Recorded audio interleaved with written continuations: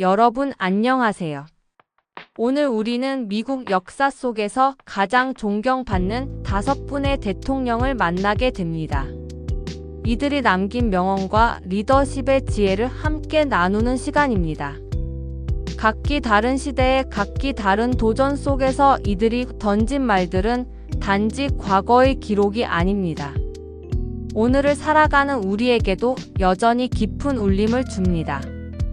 지금부터 그 명언 한마디 한마디에 담긴 무게와 메시지를 함께 따라가 보겠습니다. 제1부 조지 워싱턴 건국의 아버지. 첫 번째로 만날 분은 조지 워싱턴입니다.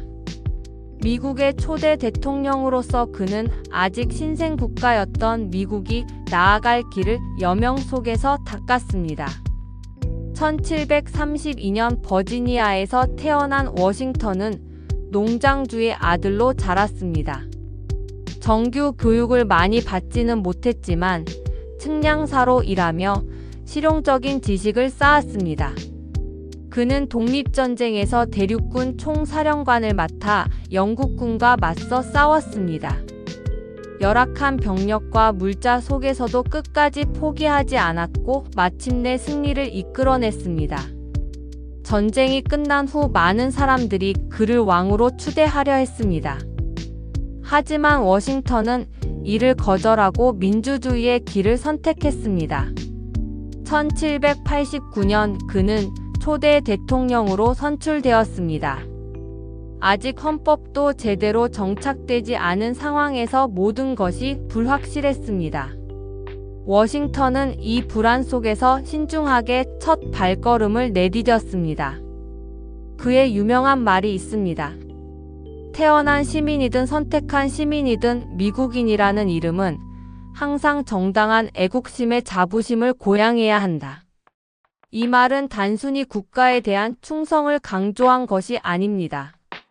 어떤 배경을 가졌든 함께 하나의 공동체를 이루는 것의 중요성을 말한 것입니다. 워싱턴은 또 이렇게 말했습니다. 행복과 도덕적 의무는 때려야 뗄 수 없는 관계입니다.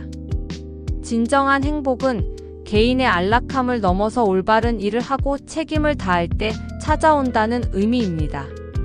워싱턴은 2번의 임기를 마친 후 스스로 물러났습니다. 권력에 집착하지 않고 평화적 권력 이양의 전통을 세운 것입니다. 이것이 바로 워싱턴의 가장 큰 유산입니다. 초심을 잃지 않고 국가와 공동체를 위한 마음을 갖는 것. 우리가 속한 조직, 지역, 나라에서 나만이 아니라 함께를 생각할 때 비로소 큰 변화가 시작됩니다. 워싱턴의 리더십은 오늘날에도 여전히 귀감이 되고 있습니다. 제2부 아브라함 링컨 분열을 극복한 리더. 두 번째로 만날 분은 아브라함 링컨입니다. 1809년 켄터키의 가난한 통나무 집에서 태어난 링컨은 정규 교육을 거의 받지 못했습니다.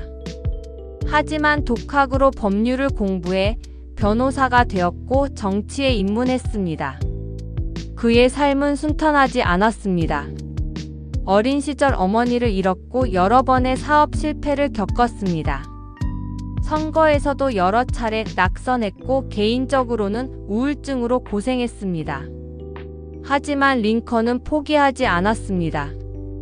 1860년 그는 마침내 제16대 대통령으로 당선되었습니다. 그러나 그를 기다리고 있던 것은 미국 역사상 가장 큰 위기였습니다. 남북 전쟁이 발발한 것입니다. 노예제를 둘러싼 갈등으로 나라가 둘로 갈라졌습니다. 형제가 형제와 맞서 싸우는 참혹한 전쟁이었습니다. 링컨은 이 소용돌이 속에서 하나의 국가를 지키기 위해 흔들리지 않았습니다. 1863년 그는 노예 해방 선언을 발표했습니다. 모든 노예가 자유인임을 선언한 역사적 순간이었습니다. 링컨의 명언 중 하나입니다. 당신의 행동이 다른 사람들로 하여금 더 많이 꿈꾸고 더 많이 배우고 더 많이 행하고 더 나은 사람이 되도록 영감을 준다면 당신은 리더입니다. 진정한 리더란 지위가 아니라 다른 사람에게 영감을 주는 사람이라는 뜻입니다. 링컨은 또한 이렇게 말했습니다.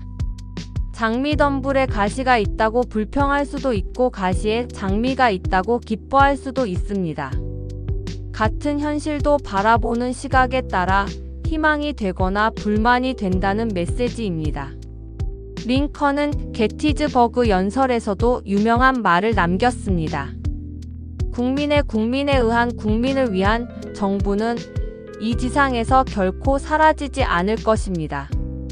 민주주의의 본질을 짧고 명확하게 표현한 명문입니다. 1865년 전쟁이 끝나갈 무렵 링컨은 암살당했습니다. 하지만 그의 유산은 오늘날까지 살아 있습니다. 링컨의 리더십이 우리에게 주는 교훈은 명확합니다. 어려움 속에서도 희망을 잃지 않고 나아갈 수 있는 길을 믿는 것입니다. 우리가 고난과 마주했을 때 그저 멈추는 것이 아니라 이제 무엇을 할 것인가를 묻는 태도가 중요합니다. 제3부 시어도어 루스벨트 진보와 개척의 상징. 세 번째로 만날 분은 시어도어 루스벨트입니다. 1858년 뉴욕의 부유한 가정에서 태어난 그는 어린 시절 몸이 매우 약했습니다. 심한 천식으로 고생하며 밤마다 숨을 쉬기 힘들어했습니다.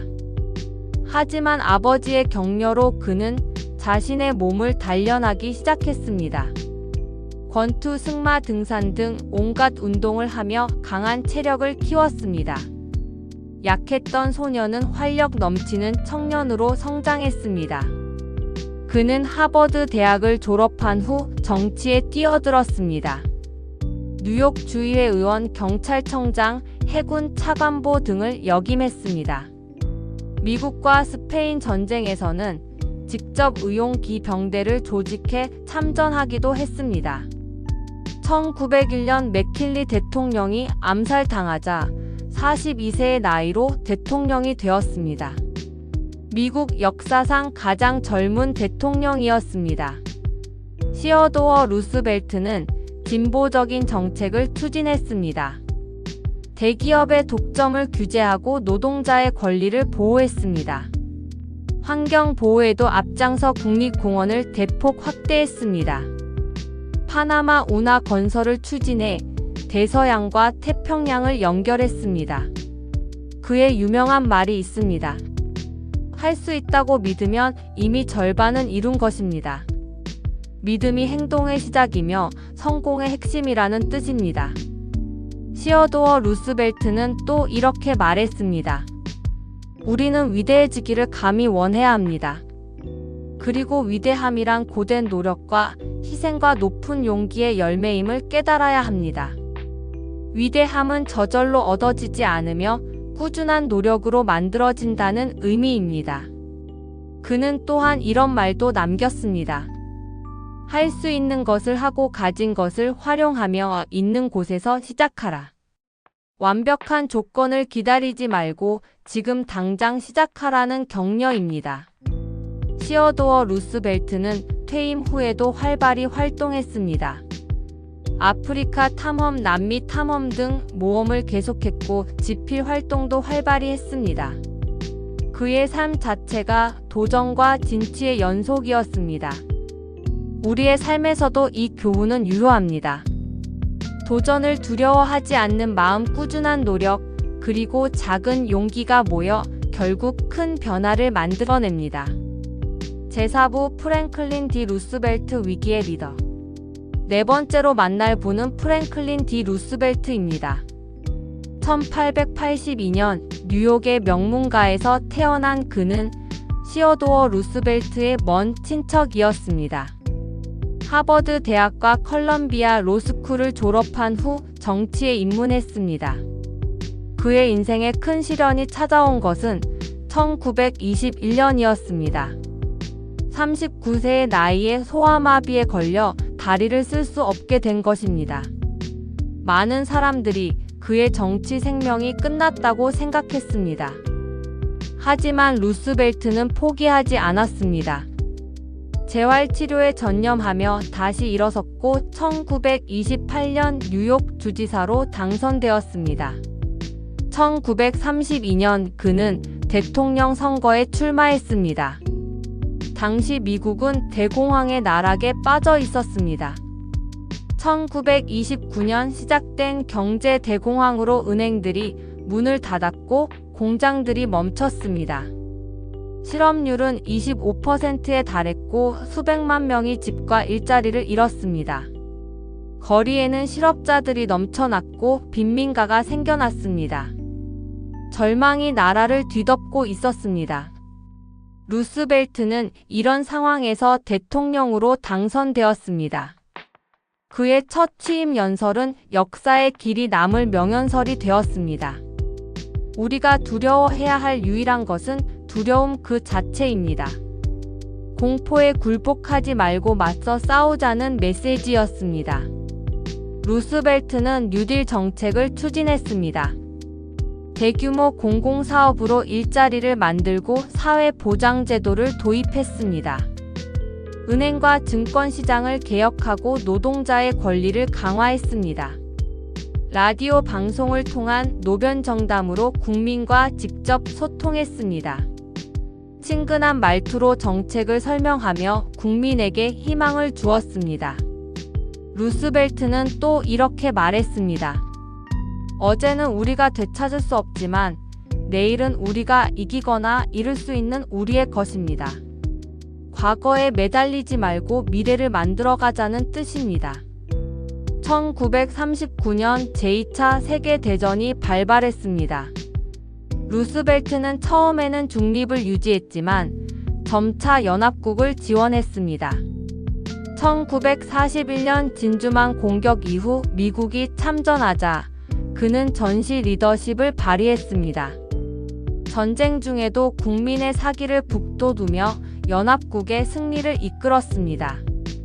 루스벨트는 전례 없이 4차례나 대통령으로 당선되었습니다. 하지만 1945년 전쟁이 끝나기 직전 임기 중 사망했습니다. 그가 남긴 유산은 엄청납니다. 사회보장제도, 노동법 등 오늘날까지 미국 사회의 기반이 되고 있습니다. 루스벨트의 리더십이 우리에게 주는 교훈은 분명합니다. 위기 속에서도 희망을 잃지 않고 미래를 향해 나아가는 것입니다. 개인이나 팀이 위기를 겪을 때 절망에서 희망으로의 전환을 만드는 것이 바로 리더의 몫입니다. 제오브 존 F 케네디 새로운 세대의 비전. 마지막으로 만날 분은 존 F 케네디입니다. 1917년 매사추세츠의 정치 명문가에서 태어난 케네디는 하버드 대학을 졸업했습니다. 제2차 세계대전 중 해군 장교로 복무하며 영웅적인 활약을 했습니다. 그의 어뢰정이 일본군에 격침당했을 때 부상당한 동료를 구하며 생존했습니다. 전쟁 후 정치에 입문해 하원의원과 상원의원을 거쳤습니다. 1960년 43세의 나이로 대통령에 당선되었습니다. 미국 역사상 가장 젊은 당선자였고 최초의 가톨릭 대통령이었습니다. 케네디는 새로운 세대를 대표했습니다. 젊은 에너지와 새로운 비전으로 미국의 활력을 불어넣었습니다. 그의 취임 연설은 20세기 최고의 연설 중 하나로 꼽힙니다. 국가가 당신을 위해 무엇을 해줄 수 있는지 묻지 말고 당신이 국가를 위해 무엇을 할 수 있는지 물어보십시오. 이 말은 전 세계에 울려 퍼졌습니다. 나 중심이 아닌 우리 중심의 사고로 전환하라는 메시지였습니다. 케네디는 우주 개발에 큰 비전을 제시했습니다. 1961년 그는 10년 이내에 달에 사람을 보내겠다고 선언했습니다. 당시로서는 불가능해 보이는 목표였지만 결국 1969년 실현되었습니다. 그는 시민권 운동도 지지했습니다. 흑인들의 평등한 권리를 위해 연방정부 차원의 지원을 약속했습니다. 1962년 쿠바 미사일 위기가 발생했습니다. 소련이 쿠바에 핵미사일을 배치하면서 핵전쟁 위기가 고조되었습니다. 케네디는 13일간의 긴장 속에서 신중하게 대응했습니다. 무력 충돌을 피하면서도 단호하게 협상해 결국 평화적으로 해결했습니다. 케네디는 또 이렇게 말했습니다. 변화는 삶의 법칙입니다. 과거나 현재에만 머물러 있는 사람들은 반드시 미래를 놓치게 됩니다. 변화를 받아들이고 앞으로 나아가야 한다는 뜻입니다. 그는 또한 이런 말도 했습니다. 노력과 용기만으로는 충분하지 않습니다. 목적과 방향도 필요합니다. 단순히 열심히 하는 것을 넘어 명확한 목표가 있어야 한다는 의미입니다. 1963년 11월 22일 케네디는 텍사스 댈러스에서 암살당했습니다. 겨우 46세의 나이였고 재임 기간은 3년이 채 되지 않았습니다. 하지만 그가 남긴 영향은 지금까지도 계속되고 있습니다. 케네디가 남긴 교훈은 미래를 향한 도전입니다. 빠르게 변화하는 시대에 적응하는 용기입니다. 그리고 공동체를 위한 헌신입니다. 클로징. 오늘 우리는 5분의 위대한 대통령을 만났습니다. 조지 워싱턴에게서는 초심과 공동체의 가치를 배웠습니다. 아브라함 링컨에게서는 역경 속의 희망을 배웠습니다. 시어도어 루스벨트에게서는 도전하는 용기를 배웠습니다. 프랭클린 루스벨트에게서는 두려움을 넘어서는 힘을 배웠습니다. 존 케네디에게서는 변화를 받아들이는 지혜를 배웠습니다. 이들의 명언은 단지 과거의 언어가 아닙니다. 지금 우리의 삶 속에서 다시 살아날 수 있는 힘입니다. 우리가 직면한 어려움 앞에서, 우리가 꿈꾸는 미래 앞에서, 우리가 속한 공동체 앞에서 이들의 말처럼 생각하고 행동할 때 진정한 변화는 시작됩니다. 당신이 할 수 있는 일은 무엇인가요? 우리는 어디로 나아가야 하는가요? 이 질문들을 스스로에게 던져 보십시오. 오늘의 이야기가 여러분의 마음에 작은 불꽃이 되었기를 바랍니다. 그리고 그 불꽃이 앞으로의 여정에서 큰 등불이 되기를 바랍니다. 감사합니다.